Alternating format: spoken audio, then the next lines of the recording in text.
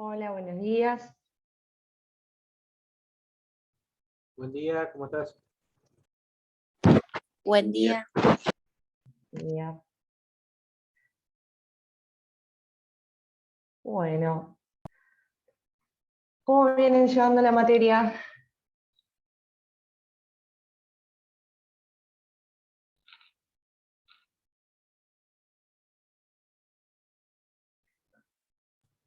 Por ahora bien.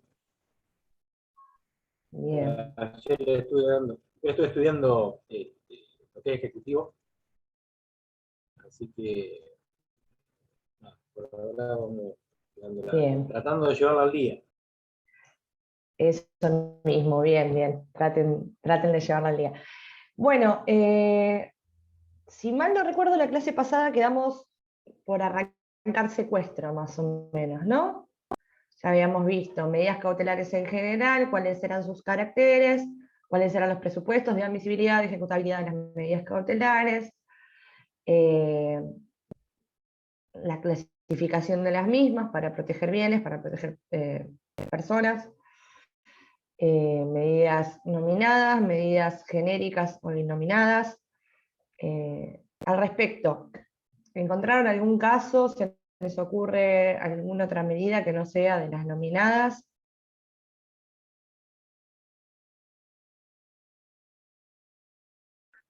Yo encontré una, buen día.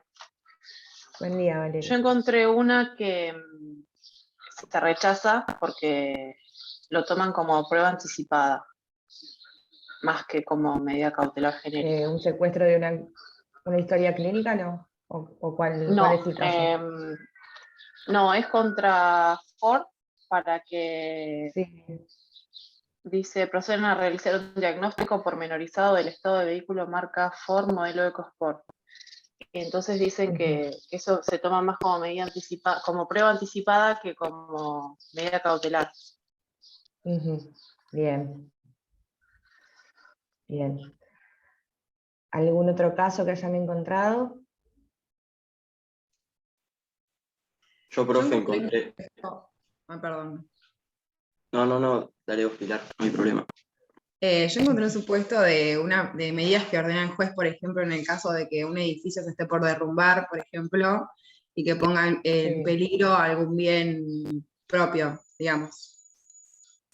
Bien. ¿Y Franco? Yo, profe, había encontrado una noticia que me llamó la atención, la verdad no sé si es innominado o no, pero se trata de una cautelar ordenada por una Cámara Civil en la que se había dictado el traslado de unos menores que estaban viviendo con su madre, el cual el cónyuge de la madre había tenido antecedentes de violación y dispusieron el traslado de la tenencia al padre, que vivía en otra Bien, localidad. sería. Bien, es una de las medidas entonces para asegurar personas en ese caso, como comentábamos en la clasificación, y lo que les comentaba la clase pasada, de que tenemos este tipo de medidas que son innominadas, ¿sí?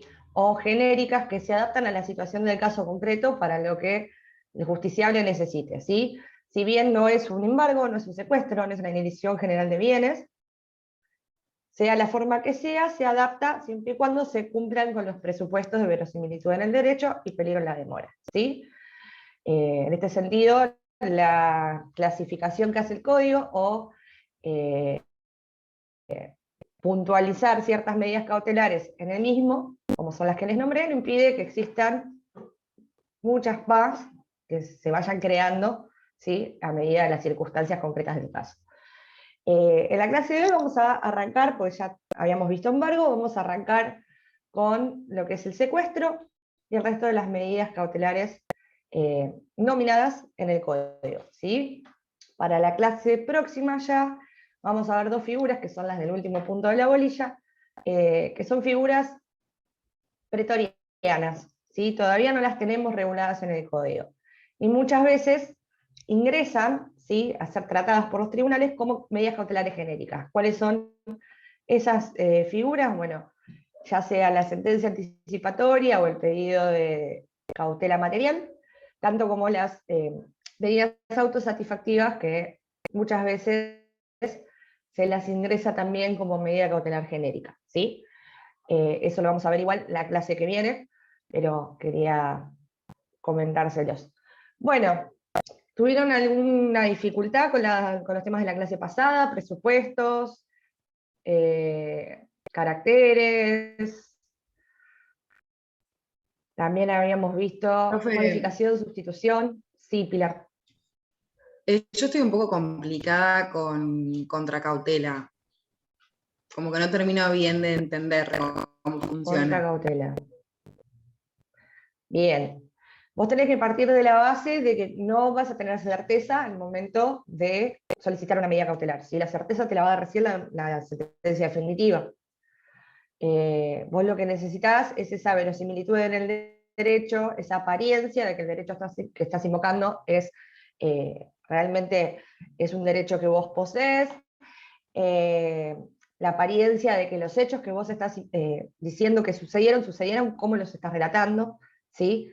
Y como no tenés esa certeza, puede ser que el juez se apresure o que al momento de analizar esos presupuestos considere que eran correctos y que el día de mañana, en una sentencia definitiva, no te hagan lugar a la medida cautelar. O sea, no te den la razón en la cuestión de fondo, sin perjuicio te dieron una medida cautelar. Si vos esa medida cautelar la pediste quizás adulterando algo o abusándote en tu derecho de solicitarla, ¿sí? Y generaste un perjuicio al afectado por la medida, y eso se comprueba, claramente lo tiene que comprobar el afectado, ese afectado puede pedir los daños y perjuicios. Para tratar de garantizar que eventualmente se puedan solventar esos daños y perjuicios que se pudieran llegar a generar por la solicitud de una medida y el otorgamiento de una medida que no fue otorgada conforme a derecho o que se cedió el peticionario, ¿sí? Y abusó de su derecho, en ese caso se pide la contracautela, ¿sí? Se va a pedir siempre porque es un presupuesto de ejecutabilidad para garantizar esos eventuales daños y perjuicios. No sé si tenías dificultades con el concepto de contracautela, de No, ahí va queriendo, me parece. Gracias. contracautela. Se tildó, me parece. Hola, ¿se escucha? Sí, por lo menos yo sí te escucho. Sí.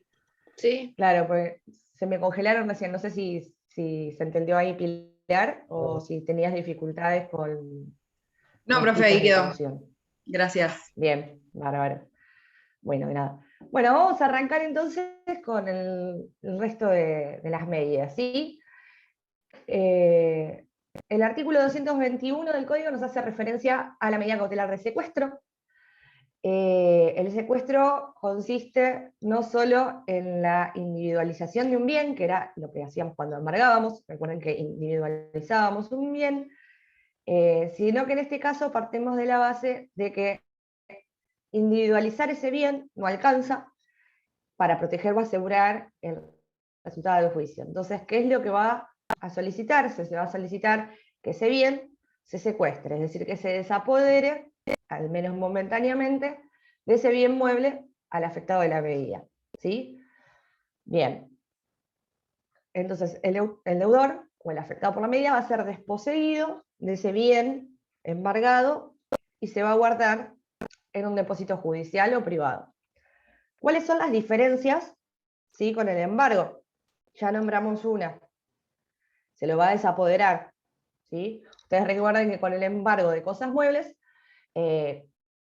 cuando hablamos de embargo de cosas muebles, se va a embargar, pero va a seguir siendo depositario del bien el afectado de la medida. En cambio, con el secuestro se lo desapodera, ¿sí? Además de esta diferencia, tenemos otras. El embargo procede contra bienes muebles, bienes inmuebles, ¿sí? Bienes muebles registrables también. En cambio, el secuestro va a proceder solamente sobre bienes muebles, ya sean registrables o no, ¿sí? Bien. Esa es otra de las diferencias. Y por último tenemos una diferencia más, que es que el embargo, ¿sí?, tiende a garantizar el cumplimiento de una obligación cuyo objeto sí puede ser distinto a la cosa embargada. ¿Sí? Yo te embargo tu casa, por ejemplo, porque vos me debes determinada cantidad de dinero a raíz de un contrato. ¿Sí? Como van a ver, el objeto de ese juicio principal no es el mismo. Y lo que se trata de garantizar a través de la obligación no es lo mismo. En cambio, con el secuestro se va a desapoderar, ¿sí?, al afectado por la medida, siempre y cuando ese objeto o esa cosa mueble sea una cosa determinada que constituye el objeto del juicio. ¿Sí? Ejemplo, te desapodero de tu vehículo porque estoy discutiendo quizás una obligación emergente de una contratación de compraventa o relativa a ese vehículo. ¿Sí? Esa es otra de las diferencias. Sacando eso, la figura del secuestro es muy sencilla. Va a solicitarse teniéndose en cuenta y teniéndose que acreditar todos los presupuestos de cualquier medida cautelar. ¿Sí? Se va a poder solicitar antes, durante o incluso en el momento de ejecución de sentencia. ¿Sí? Si se hace con anterioridad, siempre recuerden el artículo 207, tenemos el plazo de 10 días para interponer la demanda de fondo bajo apercibimiento de la caducidad directamente. ¿Sí?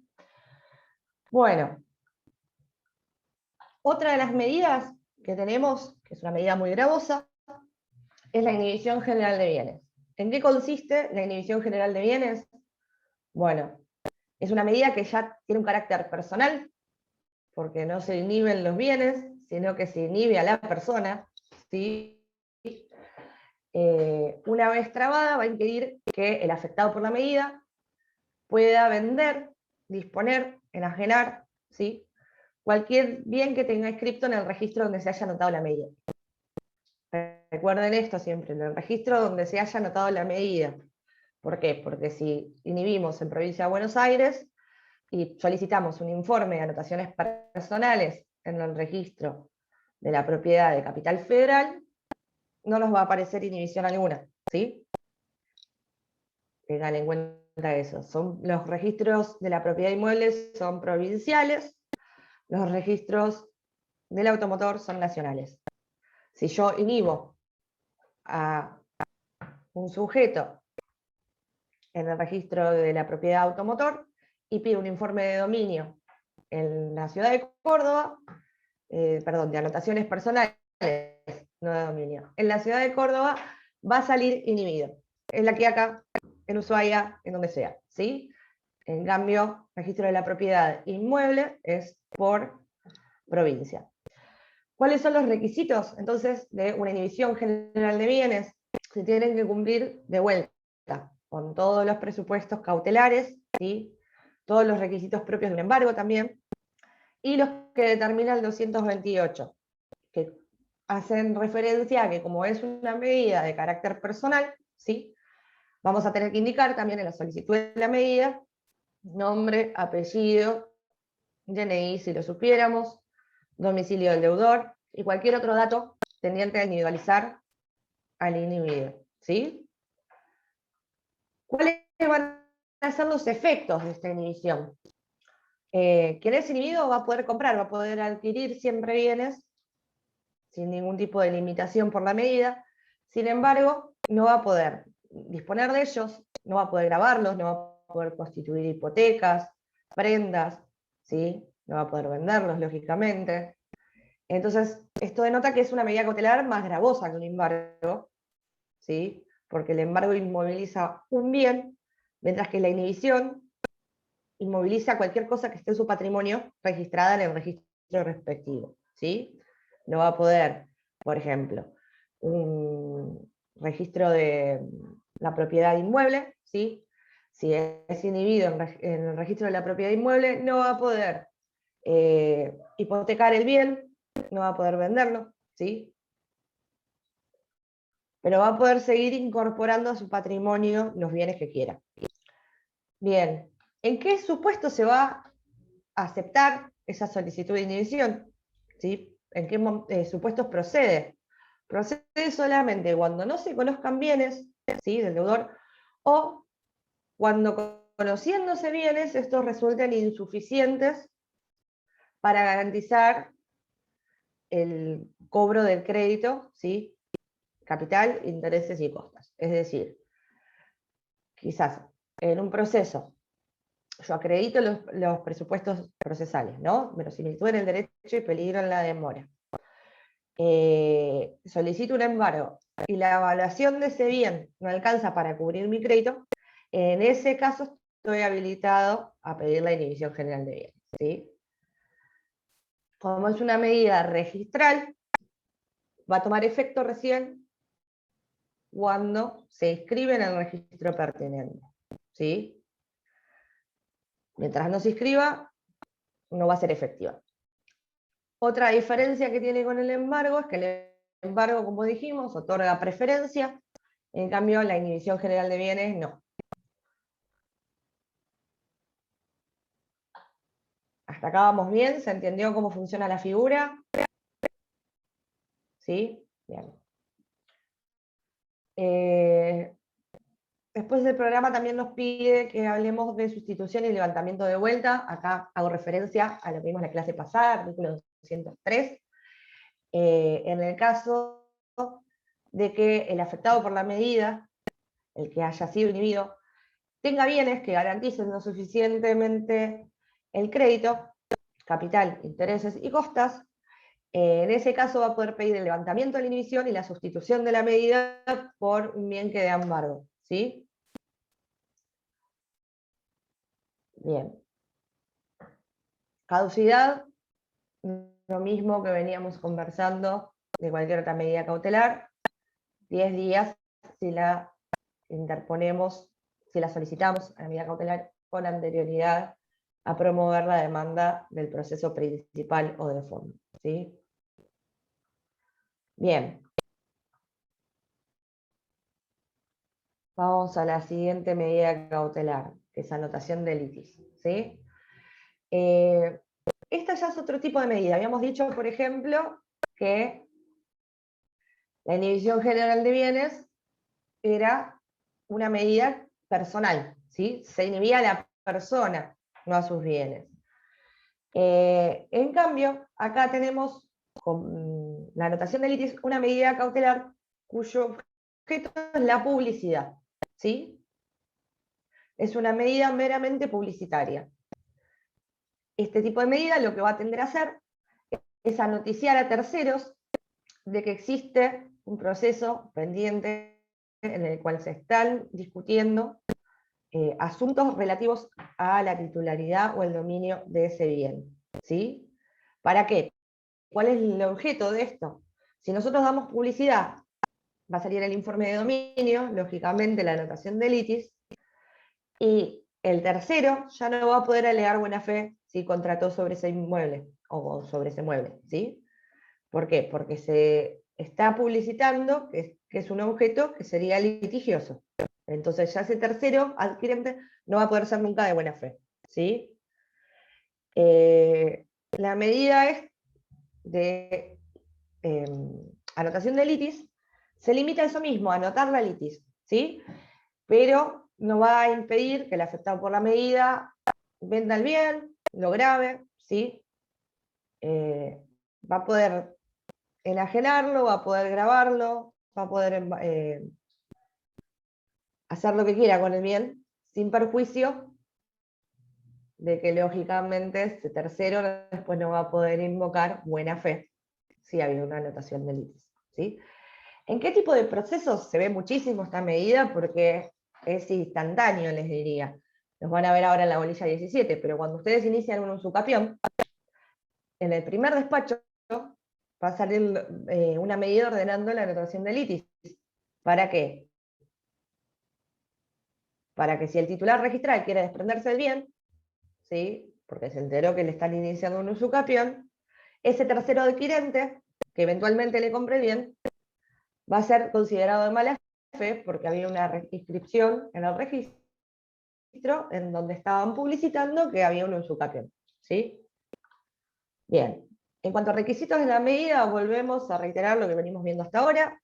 Tenemos que acreditar la verosimilitud en el derecho, el peligro en la demora, ¿sí? Tenemos autores acá, la doctrina se divide un poquito. Tenemos autores que dicen que en realidad, como es una medida de peligro abstracto, no tenemos que acreditar el peligro en la demora. Sin embargo, otra parte de la doctrina, ¿sí?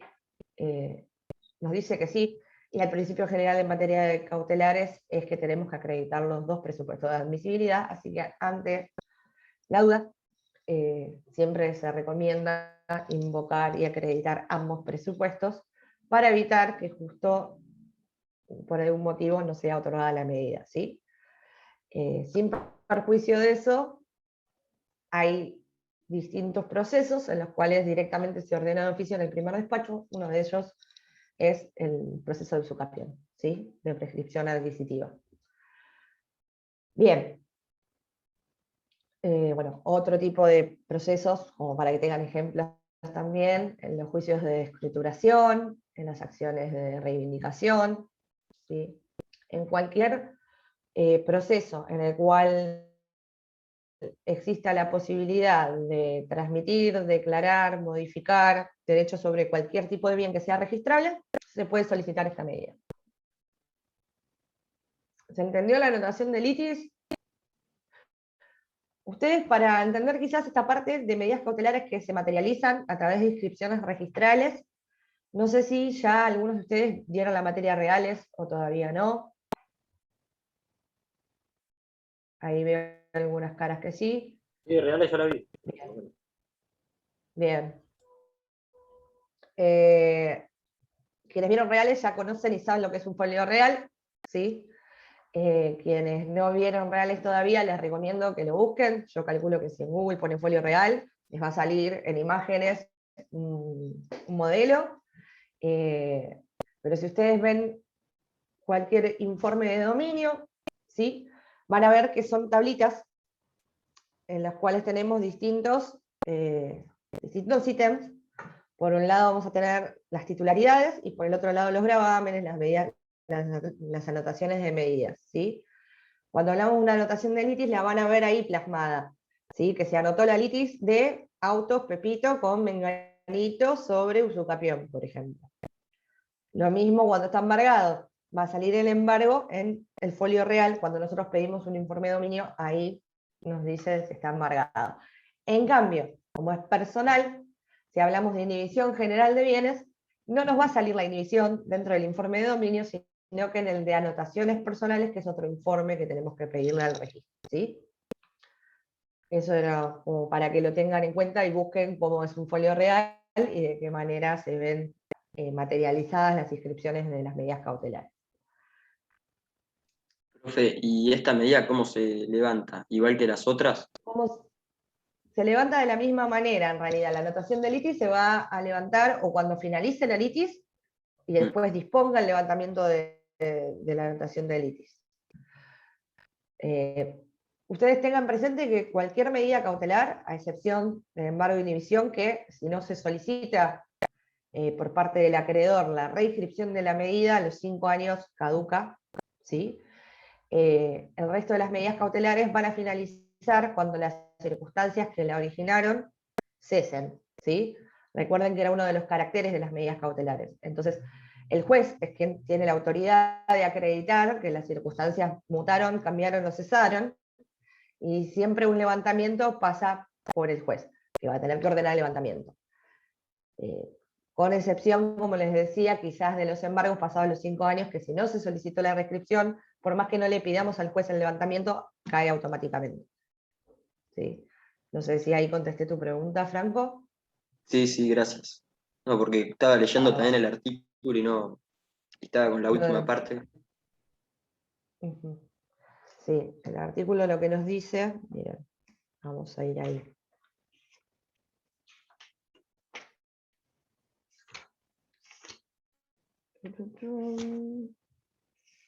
Anotación de Porque litis. como que dice que una vez que ha sido admitida, se va a mantener hasta que se termine el juicio.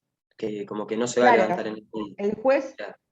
Exactamente, si la Eso. demanda hubiera sido admitida, hablamos de admisión de la demanda igual, no de sentencia definitiva, no que haga lugar a la demanda el día de mañana, ¿sí?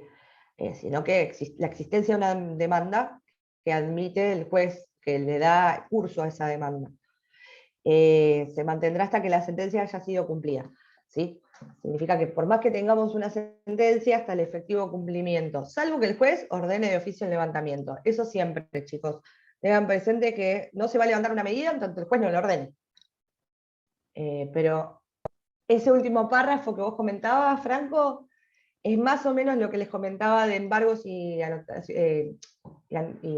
inhibiciones generales de bienes, cuando decíamos que a los 5 años caduca si no la reescriben. Bueno, cuando finaliza y se cumple la sentencia, se puede pedir, se levanta la medida porque ya no tiene razón de ser, ¿sí? Bien, perfecto, gracias. De nada. Bien, tenemos prohibición de innovar, después que es otra medida cautelar. Ya directamente son esas medidas cautelares que tienden a resguardar o a mantener el estado existente de determinada cosa, determinada situación actual, ¿sí? Les voy a pasar la definición. Esta medida procede cuando sea necesario mantener el estatus existente, cuando la situación deba permanecer inmovilizada hasta la terminación del juicio. En estos casos procede este tipo de medidas que son prohibición de innovar o medida cautelar de no innovar, ¿sí? ¿Cuándo se va a decretar esta medida cautelar? Se va a decretar cuando queramos impedir un cambio en una situación de hecho o de derecho mientras vaya durando el proceso y con mira siempre a la eventual sentencia definitiva. ¿Se entiende más o menos? Lo que quiere esta medida cautelar, la previsión de innovar, es inmovilizar determinada situación de hecho o de derecho, ¿sí? Ahora les voy a poner un ejemplo para que quede más claro. Supongan que decimos ahora, es un ejemplo nomás, no se emocionen porque no va a pasar, pero supongan que decimos, vamos a tomar escrito en la facultad el segundo parcial. Entonces, el día del examen, se presentan todos ustedes, están escribiendo y de repente alguno de los docentes advierte que uno de ustedes está copiando, ¿sí? Si bien hay un procedimiento administrativo tipo sumario en la facultad para poder expulsar a alguien, supónganse que la facultad decide expulsarlos, ¿sí? A quien se copió, lo expulsan de la facultad. Ustedes obviamente van a tratar de articular cualquier tipo de defensa que tengan, ¿sí? Y interponer recursos en vía administrativa, etcétera, para evitar esa situación de expulsión.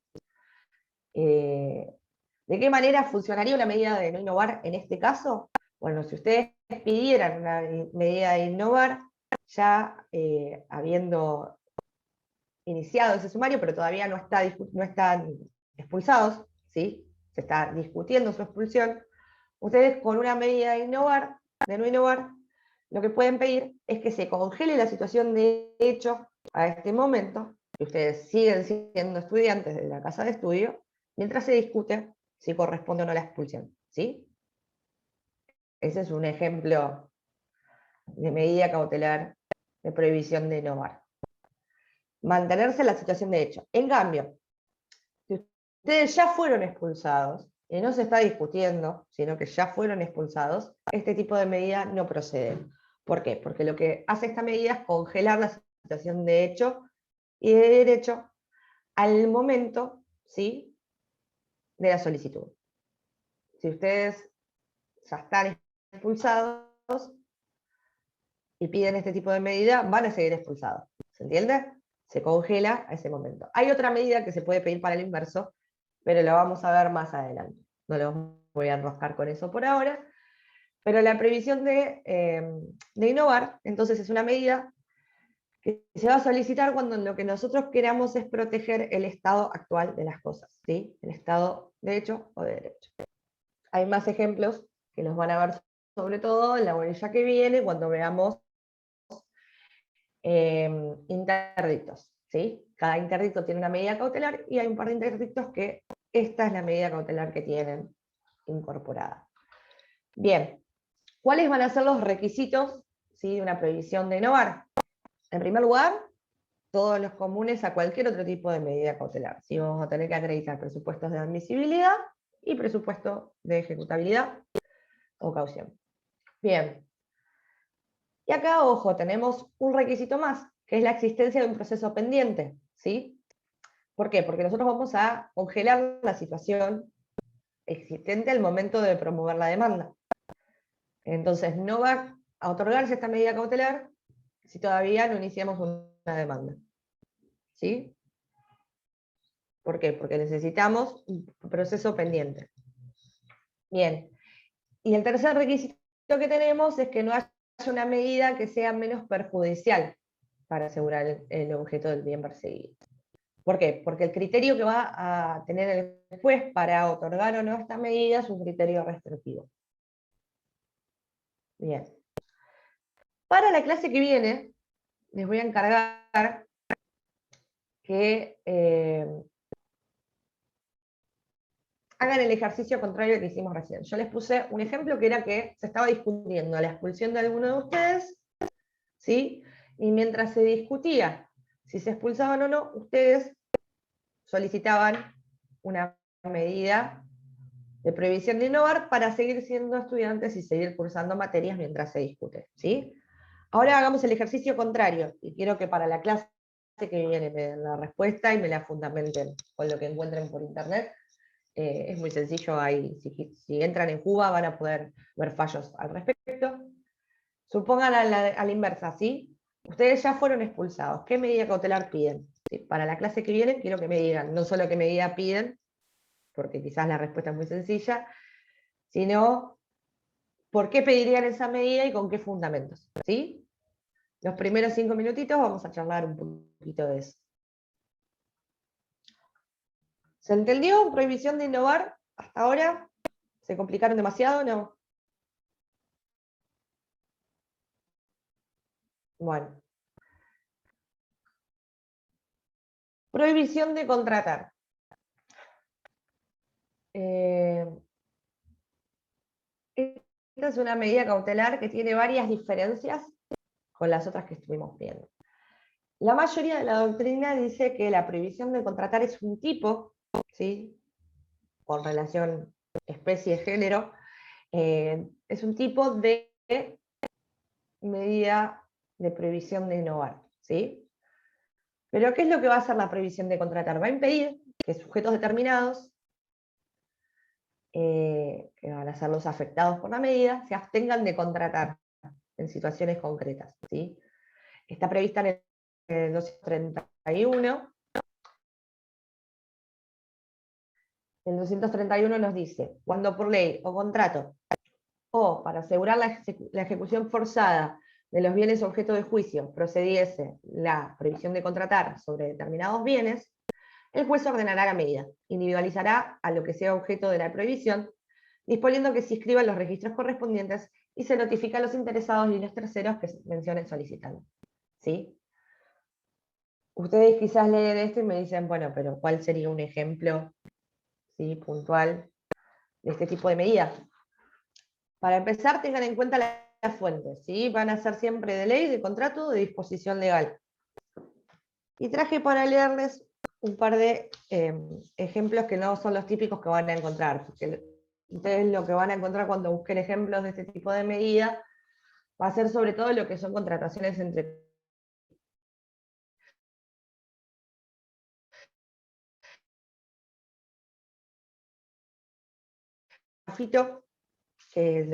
bien, dice, es una medida cautelar indeterminada. Ello es así porque esta medida, si bien se realiza sobre un bien o bienes determinados, sirve para asegurar la ejecución forzada o los bienes del juicio. Y la prohibición rige respecto de cualquier persona. Lo que se individualiza es el objeto de la prohibición, pero la misma tiene alcance indeterminado. Además, en algunos casos la medida se asocia con la prohibición de innovar, ¿sí? Entonces, esta medida tiene por objeto asegurar el resultado de un proceso, la pretensión deducida sobre eventuales derechos contractuales y el objeto de evitar disposición o contratación que transfiera u otorgue derechos a un tercero respecto de un determinado bien, ¿sí? Y acá les traje un ejemplo que es mucho más tangible. Por ejemplo, el caso de los jugadores de fútbol, ¿sí? Los jugadores de fútbol resultan ajenos a la situación del club que los haya contratado, ¿sí? Así ha señalado la doctrina que corresponde hacer lugar a la medida cautelar de prohibición de contratar destinada a habilitar a un jugador que ha celebrado un contrato con un club de fútbol para representarlo, no obstando ello que la justicia comercial haya dispuesto inhibir a la referida entidad para contratar jugadores, en tanto tales medidas han sido tomadas en recuerdo del derecho de los acreedores de la entidad por causas a las que el jugador afectado resulta ajeno, ¿sí? Estamos hablando del caso en el cual se inhibe a un club, ¿sí? Y ese club no podría adquirir jugadores. Sin embargo, como es ajeno el jugador a la situación, no se vería en principio afectado. Tenemos, por ejemplo, también ejemplos de contratos. La demandada en materia de contratos puede pedir una orden de no innovar comprensiva de la prohibición de alquilar, ¿sí? De no contratar en referencia a un contrato de locación, y que tiene por objeto evitar que se altere el estado de las cosas sobre el que versa la litis, aunque no haya contestación de la demanda, ha sostenido la vigencia de los derechos que dice asistirle, de acuerdo a los términos del contrato cuya nulidad se adiciona, ¿sí? Este es un fallo que si quieren se los puedo pasar después, se los copio en Classroom si les interesa. Es un fallo al que hace referencia y quiere decir que la legitimación para esta medida no solo corresponde al actor, sino que también puede pedirla al demandado, ¿sí?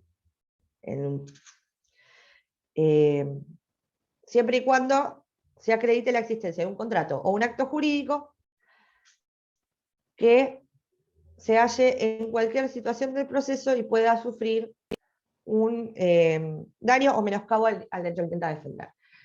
Básicamente van a ver que surge o disposiciones legales como la prohibición de contratar entre cónyuges o de contratos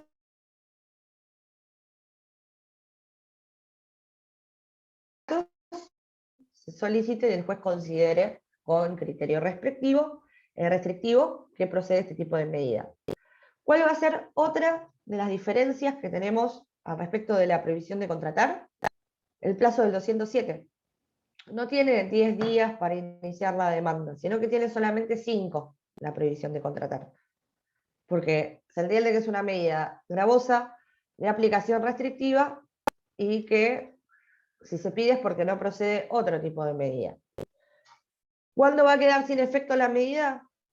Cuando se demuestre que sea improcedente, es decir, vamos a tener que solicitarla al juez y el juez va a levantar esa prohibición. Bien. Y por último tenemos lo que es la intervención judicial, ¿sí? La intervención judicial la tenemos artículo 222 a 227 del Código. Va a proceder cuando ninguna otra medida precautoria o cautelar sea eficaz, o también puede ser utilizada como complemento de otra medida, como puede ser un embargo, ¿sí? ¿Cuándo va a proceder esta medida? Va a proceder o a pedido del acreedor, ¿sí? Siempre y cuando el bien sea un bien productor de frutos o rentas,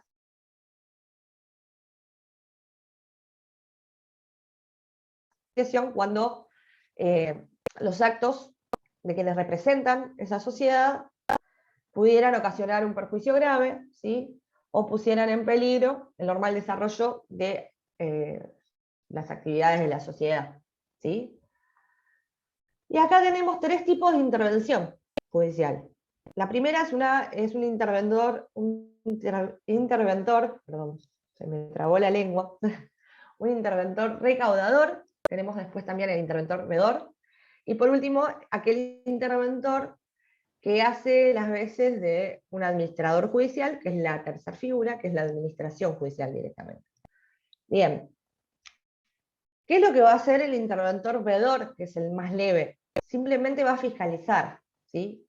Va a fiscalizar, va a observar y va a informarle al juez qué es lo que está observando, básicamente. Es un informante, es muy parecida a la figura a la que se encuentra en la Ley de Sociedades Comerciales, ¿sí? En el artículo 115. No va a poder solamente intervenir en lo que es sociedades, sino también en negocios cuyo titular sea una persona física. Y como les comentaba, lo único que va a hacer este tipo de interventor veedor es observar e informar acerca de cómo van desarrollándose, cómo van sucediendo los distintos negocios que tenga que observar, ¿sí? El juez va también a fijar un periodo de tiempo por el cual tenga que observar y un periodo de tiempo por el cual tenga que a su vez realizar los informes, ¿sí? Y los informes correspondientes. El otro tipo de interventor es el interventor recaudador. Este ya tiene otra tarea extra, ¿sí? Por lo general es un contador. No va a tener injerencia en el manejo del negocio, es decir, no va a administrarlo ni tener ninguna función administrativa. Sin embargo, lo que va a hacer es estar parado al lado de la caja, ¿sí? No solo observar, sino también ir ejecutando un embargo ya trabado, ¿sí? Nosotros tenemos un embargo trabado y esta figura se puede pedir de manera complementaria para que un auditor, un contador, se constituya en el comercio o en la sociedad, ¿sí? Y recaude. Simplemente tiene que recaudar hasta obtener el monto de la cautela. Este monto va a fijarlo el juez, atendiendo las circunstancias del caso, pero nunca va a exceder el 50%. ¿Sí? ¿A alguno se le ocurre por qué no va a exceder el 50% de la recaudación?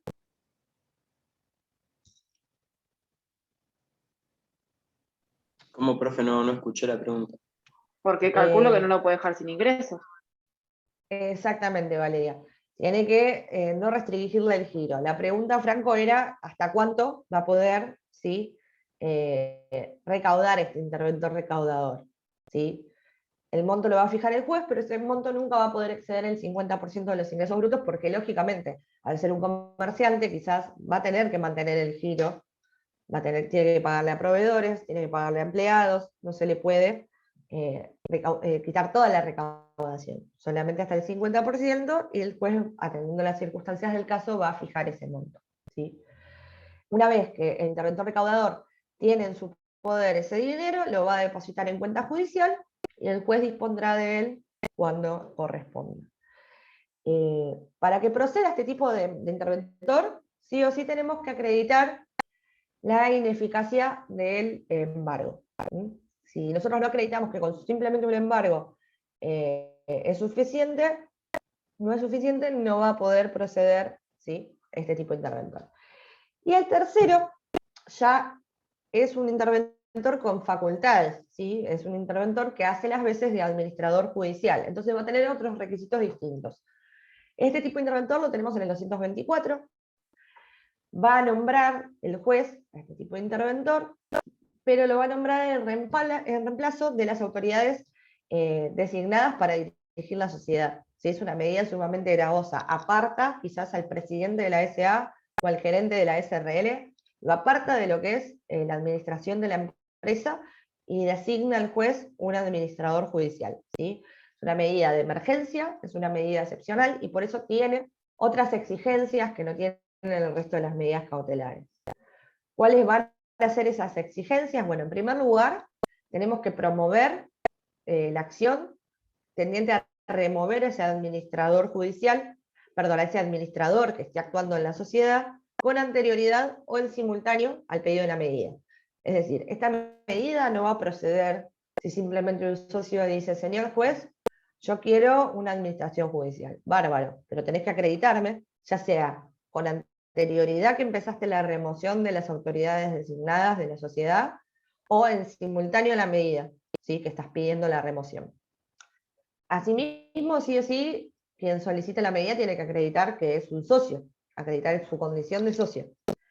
Tiene que haber agotado cualquier vía que haya exigido el estatuto social o el contrato de la sociedad para revocar la designación conforme al estatuto o al contrato, ¿sí? Es decir, yo no puedo solicitarlo por vía judicial si mi estatuto social preveía una vía, quizás una elección o algún tipo de procedimiento que estuviera previsto por el contrato social para remover, ¿sí?, a las autoridades vigentes. Y por último, lógicamente, demostrar y acreditar todos los presupuestos cautelares, verosimilitud en el derecho, peligro en la demora, ¿sí? En cuanto a las atribuciones de este tipo de interventor, va a tener todas las atribuciones que normalmente tiene el directorio o la gerencia de la sociedad, ¿sí? Va a tener las mismas facultades que tenía a la persona que se está apartando. En cuanto a los deberes, bueno, tiene que cumplir con lo que diga el juez, hacer caso a sus directivas, actuar de buena fe, presentar informes periódicamente. La periodicidad la va a disponer el juez, atendiendo las circunstancias del caso. Puede decir que haga un informe mensual, puede decir que haga un informe trimestral, semestral, ¿sí? Eso lo va a fijar el juez, dependiendo de las características del caso. Pero sí o sí lo que tiene que haber es un informe final que va a presentar una vez concluido su mandato. También va a tener que abstenerse o evitar en lo posible de tomar cualquier tipo de medida que no sea necesaria para el funcionamiento de la sociedad o el cumplimiento de la tarea que le da el juez, ¿sí? En principio, su marco de actuación se lo va a dar el juez, le va a decir cuáles son sus atribuciones y cuáles son sus deberes. Tiene que evitar también adoptar medidas que comprometan su imparcialidad o que puedan generar un daño a la sociedad, lógicamente. Y en cuanto a los honorarios, hay que distinguir distintas cosas, ¿sí? Normalmente los honorarios los va a cobrar y los va a percibir el interventor que hace de gestor, administrador judicial, los va a percibir una vez entregado el informe final y una vez finalizada su gestión, ¿sí? Lógicamente tienen que ser aprobados judicialmente. Sin embargo, si es una gestión que se presume que va a ser de larga duración, ¿sí?, puede solicitar anticipo de honorarios al juez de manera fundada y el juez va a decir si hace o no lugar al adelanto, ¿sí? Va a depender de las exigencias de sus tareas y también, lógicamente, de si distinto es que haya un administrador judicial por 3 meses a que lo haya por 1 año, ¿sí?, o a que lo haya por 2, 3, 4. En ese caso, lógicamente, se puede justificar la solicitud de adelanto de honorarios. ¿Venimos bien? ¿Entendió? ¿Los 3 tipos? Perfecto. Bien. Bueno. Por último, tenemos, ya en realidad arrancaríamos con el último punto. Estamos bien de tiempo, pero yo y cuarto los tengo que abandonar igual, así que no sé si prefieren que hagamos un repaso hasta ahora de medidas cautelares y me hagan cualquier consulta que tengan o duda que tengan del principio de la bolilla o de ahora, porque preferiría quizás abarcar el último punto en una sola clase, ya que es el más complicado de entender quizás para ustedes después. Vamos a hacer un breve repaso entonces de todo lo que vimos hasta ahora, muy breve, y los dejo por hoy. Bueno, tengo una idea mejor, miren, como les hago llevar al día, vamos a hacer lo siguiente. Hoy los veo más despiertos, hay varios que están con la cámara prendida. Les voy a hacer algunas preguntas, ¿sí? No tengan miedo, no se no se bloqueen, que no hay ningún problema, y de hecho son Profe. preguntas que seguramente se hacen en el examen. Sí, Dolores. Tengo una consulta. ¿Hay algún preci o algo así? Porque a veces me cuesta seguirle el hilo mientras capaz me quedo colgada con algo que no había entendido antes y hasta que lo entiendo, avanzaste y... Sí, tengo un presi, lo estoy modificando actualmente, se los iba a subir la semana que Ah, viene. bueno. Listo, gracias. Pero sí, seguramente se lo suba. En estos, me volvió a pasar lo mismo que les pasó creo ayer con la doctora Jiménez Bauer, o anteayer, que fue que no nos dejan, digamos, inician la reunión y se van de Secretaría Académica y no nos dejan el mando de la misma. Entonces nosotros no podemos cancelar las grabaciones, no podemos silenciar los micrófonos ni activarlos, no podemos compartir pantalla, lo que hace que quizás si queríamos mostrarles algún material estemos complicados con eso. Pero les voy a subir así un preciso, seguramente la semana que viene, Dolores. Bueno, les hago algunas preguntitas, conteste el que quiera, ¿sí? Pero la idea es dialogar un poquito estos 15 minutos, hacer una especie de repaso y que vean también de qué manera solemos preguntar medidas cautelares en el examen, ¿sí? Arranquemos por la definición. ¿Quién me puede definir qué es una medida cautelar? Una medida que busca garantizar el cumplimiento de una obligación o el objeto de un proceso. Bien. El cumplimiento de una obligación, no tanto, Valentín, sino que lo que busca es, si bien lógicamente hay una obligación casi siempre en el medio, lo último que dijiste, garantizar el objeto de un proceso. ¿Sí? ¿Y para qué van a querer garantizar ese objeto del proceso? La medida tiende a garantizar el objeto del proceso porque se entiende que por los plazos normales quizás de un proceso, esa futura sentencia que quizás obtenga y me sea favorable no la voy a poder ejecutar. ¿Sí? Entonces va a tratar de garantizar el objeto del juicio, la medida cautelar, ¿para qué? Para que la eventual sentencia definitiva sea de cumplimiento efectivo, de cumplimiento posible, ¿sí? Pero bien. Bueno, ¿cuáles son los caracteres de las medidas cautelares?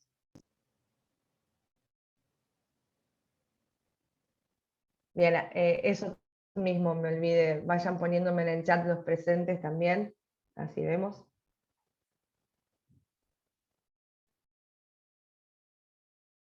¿Alguien que me pueda decir los caracteres? Los que se acuerden, no hace falta que sepan Instrumentales, todos, sepan accesorias. estos. Dictadas Bien. inaudita, Inaudita parte. o sea, provisionales. Sí, bien. Tengan Mutables. presente, mutables, muy bien. Tengan presente que cuando preguntemos en los exámenes cuáles son los caracteres, más allá de enumerarlos, está bueno que den una breve, muy breve definición, o por lo menos hagan referencia a qué se refiere cada carácter, ¿sí? Cuando dicen que son instrumentales, digan, bueno, son instrumentales porque son accesorios, porque tengo un plazo, si le inicio con anterioridad a la demanda, para iniciar el principal, ¿sí? Porque no tienen un fin en sí mismo, sino que van siempre de la mano de otro proceso, va a ser un proceso principal. Cuando digan quizás que son provisionales, aclarar que son provisionales porque van a durar mientras las circunstancias que generaron la solicitud de esa medida persistan. Siempre está bueno que cuando arranquen un examen no se limiten a enumerar, porque nosotros no queremos que ustedes estudien de memoria, no sé si creo que se notó en los exámenes, no pretendemos que nos den una definición de manual de memoria, sino que razonen y que entiendan los temas, ¿sí? La mayoría de los docentes, por lo menos de esta cátedra seguro, buscamos eso. No nos interesa quizás, o no nos interesó en la primera parte de la materia que nos digan, no sé, de diligencias preliminares los 10 incisos, ¿sí? Porque no tiene ningún sentido. Ustedes el día de mañana van a tener en el escritorio el código procesal para ejercer, ¿sí? Entonces, saber de memoria, quizás definiciones o caracteres, no les va a servir demasiado. Lo que sí queremos nosotros es que entiendan los temas, por eso no tenemos problema en que nos consulten cualquier duda que tengan. ¿Sí? Voy a empezar a seleccionar acá los mails para los presentes para copiarlos.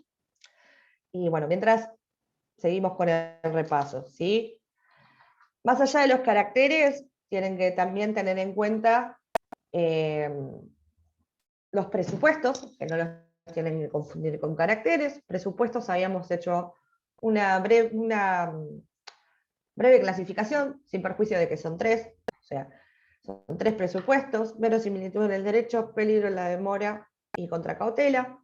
¿Sí? Sin embargo, hay autores que lo dividen en 2 y 1, es decir, tenemos presupuestos de admisibilidad, verosimilitud en el derecho, peligro en la demora, y de ejecutabilidad, la contracautela. Contracautela teníamos 3 tipos de caución: juratoria, que era la más leve, que se suele tener por inserta en la misma solicitud, prestada de manera tácita. Teníamos lo que era la caución personal, que ya es una fianza o una garantía de un tercero, que garantiza con todo su patrimonio, no con algún bien en específico. Y por último, la real, que era la más gravosa, que implicaba o dar un bien en embargo o depositar sumas de dinero, ¿sí? Después tienen que tener presente cuáles son